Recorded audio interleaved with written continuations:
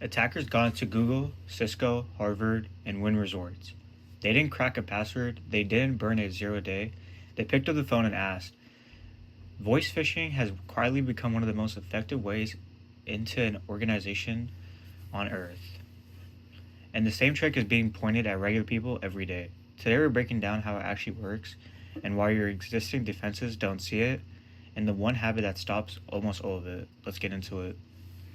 Vishing is just phishing over a phone call, voice phishing, and it works better than email for a few uncomfortable reasons. There's no link to hover above, no sender address to squint at, no attachment for a filter to scan. There's a human voice in real time applying pressure, and you have to decide right now with no time to check anything. We spent 15 years training people to be suspicious of emails. We spent almost none teaching them to be suspicious of a phone call. If this sounds like a niche problem, look at the numbers. Security researchers tracked a 442% jump in voice phishing between the first and second halves of 2024. One incident response team reported that phishing accounted for over 60% of every phishing related case. They worked in a single quarter, making it the single most common social engineering method they saw. And one campaign run by a small group known as Shiny Hunters is linked to breaches at more than 760 organizations. Not scam calls to individuals, real breaches at real companies. Here's the part most people miss. In the corporate version, an attacker often doesn't call in the victim at all. They're calling the help desk.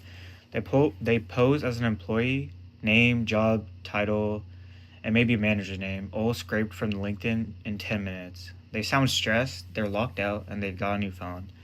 And they ask the help desk to enroll a new device for multi-factor authentication. If that request goes through, the attacker now receives the MFA codes. Every login is legitimate from that point on. No malware, no exploit, no alarm, because from the system's point of view, nothing wrong happened. The other version is even cleaner. It doesn't touch your password at all. The attacker calls a user and walks them through approving a connected application, sometimes a modified copy of a tool the company already uses, so the name looks completely familiar. The user clicks allow, the platform does exactly what it's designed to do and issues that app an access token.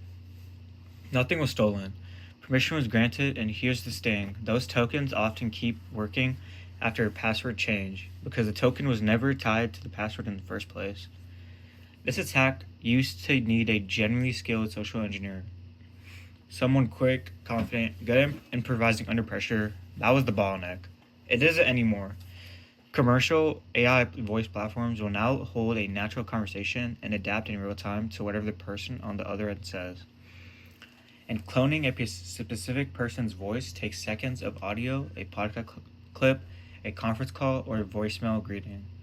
So skill requirement collapsed and the volume went up. That's the whole story of the last 2 years.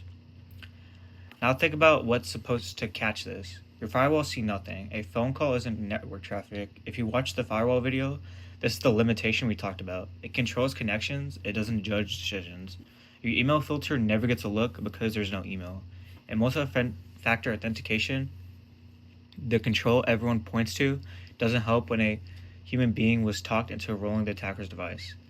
MFA wasn't broken, it was administered. Every technical control assumes the attack arrives through a system. This one arrives through a person. So what works? 4 things, and the first one does most of the heavy lifting. 1. Hang up and call back. On a number you already had, not the number they give you.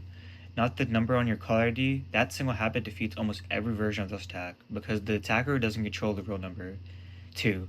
Agree a verification phrase for your family.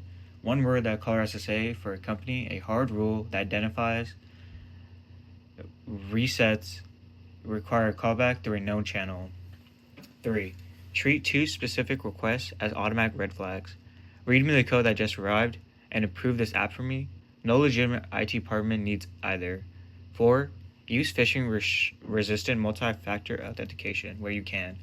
Hardware keys and passkeys are bounded to the real side, so there's no code for a caller to talk you out of it.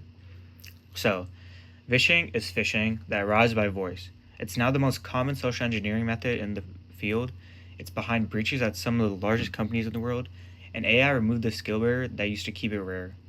Your firewall can't see it, your email filter can't see it, MFA doesn't stop it if a person hands it over, but a callback to a number you already trusted stops nearly all of it.